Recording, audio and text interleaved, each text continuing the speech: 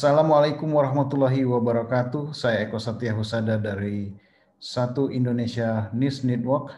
Saat ini sudah terhubung dengan Bang Al Haidar, pakar terorisme yang saat ini sedang berada di Leiden. Kita langsung sapa Bang Haidar. Assalamualaikum, apa kabar Bang Haidar?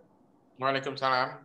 Alhamdulillah sehat. Baru buka puasa ini tadi. Baru buka puasa. Iya, kita mau ngobrol seputar OPM ya, OPM Organisasi Papua Merdeka dan kelompok kriminal bersenjata KKB yang baru saja ditetapkan statusnya sebagai teroris oleh pemerintah. Kenapa baru sekarang Bang ditentukan oleh pemerintah menjadi teroris? Kenapa tidak dari dulu? Iya, tidak dilakukan itu dari dulu karena kelihatannya baru setelah ada yang gugur ya dari pihak tentara, dalam hal ini perwira intelijen Kabinda kan? dari BIN, dan itu baru membuat pemerintah kemudian merasa sadar bahwa ternyata OPM itu benar-benar musuh ataupun lawan yang sangat sangat diperhitungkan, dan kelihatannya memang baru kemudian Pak Mahfud MD sebagai Menko Polhukam merasa perlu untuk mengubah status KKB itu menjadi teroris. Karena dari dulu sebenarnya sudah banyak yang mengusulkan, ya, termasuk saya juga mengusulkan tahun 2020 saya sudah mengusulkan supaya OPM itu dianggap sebagai teroris karena sudah membunuh para pekerja sipil yang membuat jalan di Nduga, kemudian Mapenduma, kemudian peristiwa-peristiwa yang lain juga, bahkan baru-baru ini terjadi peristiwa pembunuhan terhadap anak-anak yang masih di bawah umur, yang masih kecil, dan kemudian dibunuh karena dianggap mata-mata, padahal usianya baru 12 tahun. Jadi ini sangat tidak mungkin. Jadi kombatan-kombatan OPM itu pada akhirnya terjerumus dan terjerembab ke dalam lembah terorisme. Padahal tadinya mereka adalah para freedom fighters atau para pejuang pembebasan. Kalau pejuang pembebasan itu pasti hanya melawan terhadap kombatan yang punya senjata juga, yaitu tentara, dan melawan secara vertikal dan melakukan metode gerilya dalam melakukan perlawanan, dan tidak melakukan pembunuhan terhadap orang-orang sipil yang tidak bersenjata, apalagi anak-anak, perempuan, dan juga tidak memperkosa. Ini malah yang mereka lakukan adalah pembunuhan terhadap anak-anak, kemudian juga pembunuhan terhadap orang-orang sipil, kemudian orang-orang yang dianggap bukan berasal dari Papua, yang dianggap yang berasal dari agama Muslim juga dibunuh. Jadi ada ekspresi-ekspresi milenarian di dalamnya, dan itu jelas merupakan sebuah gerakan teroris. Jadi kalau dia tidak melakukan kegiatan penyerangan secara indiscriminate, ya, secara indiskriminan terhadap sipil dan terhadap orang-orang yang berbeda agama, maka dia masih bisa menyandang statusnya sebagai freedom fighter. Tapi karena sudah menyerang terhadap sudah melakukan kejahatan-kejahatan terhadap kemanusiaan, dan kejahatan itu adalah kejahatan yang sadis dan brutal dan berlebihan, makanya kemudian itu sebenarnya sudah memenuhi kriteria, sudah memenuhi delik unsur-unsur terorisme di dalamnya. Jadi bagaimanapun dia berkelit, pada akhirnya setiap tindakan-tindakan yang sifatnya against humanity atau crimes against humanity itu pasti akan dianggap sebagai terorisme. Jadi nggak ada lagi cerita bahwa akan ada negosiasi, akan ada perundingan, akan ada dialog dengan teroris. Karena teroris itu sifatnya memang tidak ada yang bisa didialogkan, karena pasti mereka akan melakukan serangan-serangan yang sifatnya brutal kapanpun mereka punya kesempatan. Berarti misi perjuangan mereka sekarang bukan pembebasan gitu, Bang? Ya, misi mereka bukan lagi pembebasan. Misi mereka adalah mengambil keuntungan-keuntungan sesaat dari kekacauan-kekacauan ataupun konflik yang ada, situasi situasi huru hara ataupun ketidakamanan yang terjadi di wilayah tersebut. Dan itu menurut saya sesuatu yang harusnya disesali oleh gerakan OPM tersebut, karena tadinya pihak PBB pun sudah mengakui dan sudah memberikan dukungan terhadap kegiatan-kegiatan separatisme ataupun freedom fighters gitu, dengan cita-cita ataupun keinginan dan tekad yang murni untuk memperjuangkan hak-hak mereka dalam bentuk kemerdekaan. Tapi kalau sudah memperjuangkan dalam bentuk kekerasan dan itu sifatnya indiskriminan terhadap sipil, itu sudah terjerumus ke dalam terorisme. Bayangkan saja misalnya Nelson Mandela. Nelson Mandela adalah pejuang kemanusiaan, pejuang pembebasan, dan dia diakui dunia. Siapapun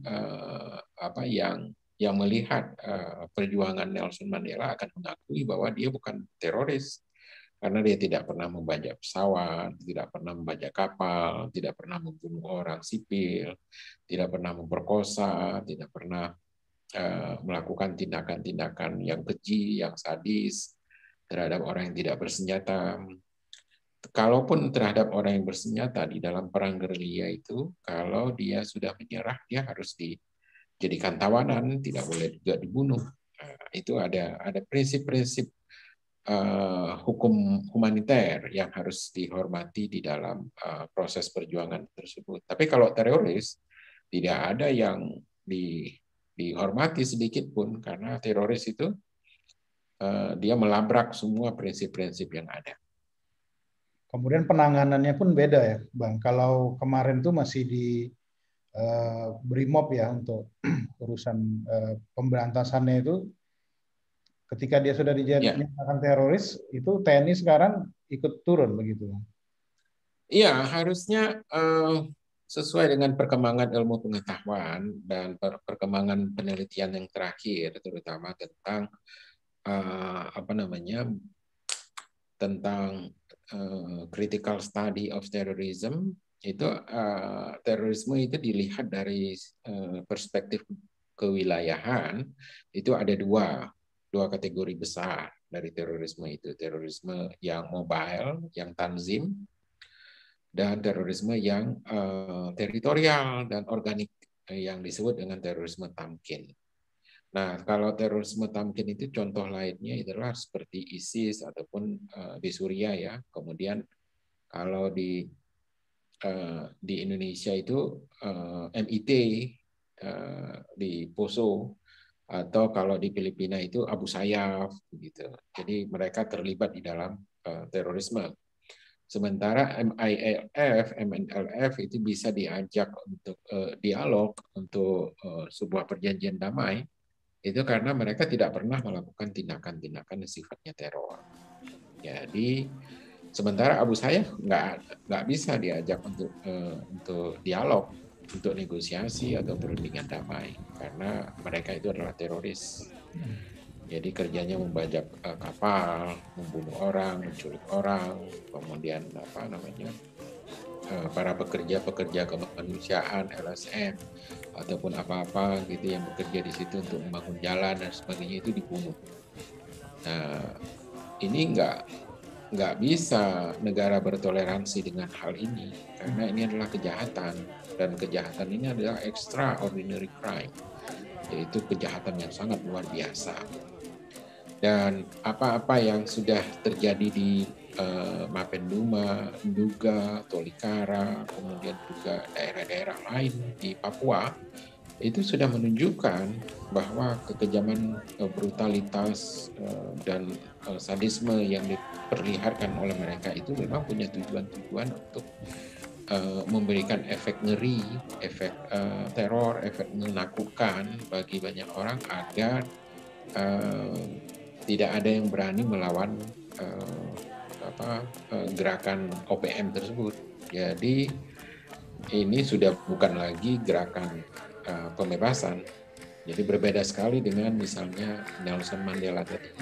Seberapa besar Bang kira-kira kekuatan mereka ini? Kekuatan mereka sesuai dengan pengakuan mereka sendiri, mereka ada terdiri dari 7 faksi. 7 faksi. Masing-masing faksi ini memiliki variasi dalam kekuatan. Tapi secara keseluruhan dari 7 faksi itu ada sekitar kurang lebih 1.000 pasukan. Nah, 1.000 pasukan ini saya kira bisa jadi lebih ya, bisa jadi lebih. Tapi di antara mereka yang kemudian mendapatkan persenjataan mungkin sekitar segitu. Dan mereka membeli persenjataan dengan harga yang sangat mahal dari berbagai tempat, dengan berbagai cara. Dan itu tidak masalah sebenarnya, tapi penggunaan senjata itu kemudian terhadap sipil itu yang kemudian menjadi masalah. Sumber dananya dari mana mereka, Bang?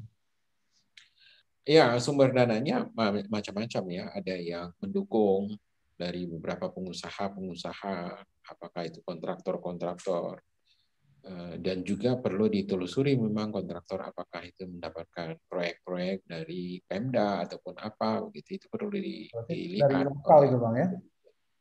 Kontraktor pengusaha lokal itu maksudnya?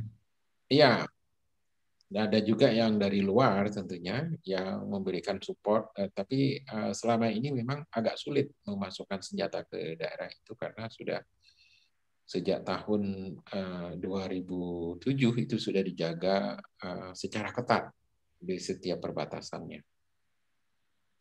Mereka mengajukan jalur hukum katanya ke PBB.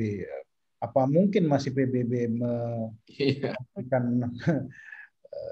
Oh iya, mereka katanya mau mengajukan ke pengadilan kriminal internasional, ya Criminal Court of Justice ya, jadi ICC. Ada juga International Court of Justice juga, itu juga di Den Haag juga. Apa ada peluang itu Bang? Saya kira justru mereka yang sudah melakukan tindakan-tindakan yang melanggar hukum itu yang akan kemudian diproses kalau itu diajukan oleh pemerintah Indonesia, karena banyak tindakan-tindakan mereka yang kemudian dianggap sebagai terorisme dan itu bisa dikejar oleh Interpol nantinya, karena tindakan yang sudah mereka lakukan itu adalah support yang mereka lakukan terhadap pembantaian 20 lebih pekerja yang di Nduga, Mapenduma dan sebagainya. Itu sudah menunjukkan bahwa tindakan tersebut adalah crime against humanity, jadi extraordinary crime juga. Dan siapapun pelakunya, walaupun lari ke luar negeri, itu mereka justru akan ditangkap dan diseret ke pengadilan internasional itu. Justru mereka yang akan bisa diseret ke sana karena mereka sudah mempraktekkan tindakan-tindakan yang melanggar hak asasi manusia berat ya. So, prosesnya gimana? Apa pemerintah Indonesia yang menyampaikan ke PBB soal posisi Ya, pemerintah Indonesia yang harus mengajukan ke PBB disertai dengan bukti-bukti, dan kalau ada pelakunya yang merupakan aktor intelektualnya yang berada di luar negeri, itu bisa kemudian ditangkap dan diajukan ke pengadilan. Iya. Kemudian itu motif para pengusaha kontraktor yang memberi dukungan dana itu apa sebenarnya? Ya, mungkin motif mereka bahwa mereka yakin nanti pada suatu saat Papua akan lepas dari Indonesia dan mereka sudah menanamkan investasi politik mereka. Banyak di antara orang-orang seperti itu. Atau ada juga di antara mereka yang terpaksa. Jadi pemerintah juga harus melihat situasi yang mana yang terjadi. Apakah mereka dalam keadaan terpaksa juga karena mereka menggunakan teror dengan berbagai cara terhadap semua orang, termasuk juga terhadap para pengusaha dan kontraktor. Dan saya kira ini menjadi problem ya.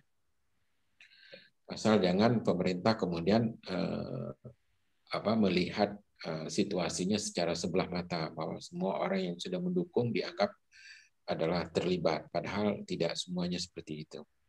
Terkait terbunuhnya Kak Binda itu, menurut informasi yang diperoleh, apakah itu sebuah operasi terencana yang mereka lakukan? Ya, itu sebuah operasi yang sangat terencana dan kelihatannya mereka mendapatkan bocoran Gerakan dari rute dan waktu kunjungan kepala BIN daerah tersebut. Jadi ada kemungkinan juga ada pelaku-pelaku yang berkhianat dari dalam ya, dan ini juga harus diproses juga karena ini kan semuanya adalah kecurigaan-kecurigaan yang harus dibuktikan. Jadi ini semua adalah harus diproses oleh hukum. Jadi dipanggil semua di kemudian dalam itu BIN ternyata ya. Berarti ya, paling tidak seperti itu karena sudah mengakibatkan hilangnya nyawa seseorang dan itu sudah menjadi sudah ada implikasi yuridisnya, sudah ada implikasi pidananya. Jadi harus diproses secara hukum. kalau melihat dari posisinya disebut-sebut itu dilakukan oleh penembak jitu katanya, Bang, sniper. Berarti kekuatan. Ya, ada kemungkinan kalau itu dilakukan oleh sniper, berarti mereka memiliki persenjataan yang military grade, yang mungkin harus diteliti juga mereka mendapatkannya dari mana, dan itu juga perlu diselidiki dan disidik oleh kepolisian dan juga oleh tentara. Baik Bang, sementara itu saja. Ya. Jadi baik pemirsa Satu Indonesia News Network, demikian tadi obrolan dengan Bang Al Haidar, pakar terorisme yang saat ini sedang berada di Leiden untuk kegiatan pendidikan. Terima kasih Bang Haidar. Ya, sama-sama Mas Eko. Assalamualaikum warahmatullahi wabarakatuh. Waalaikumsalam. Ya.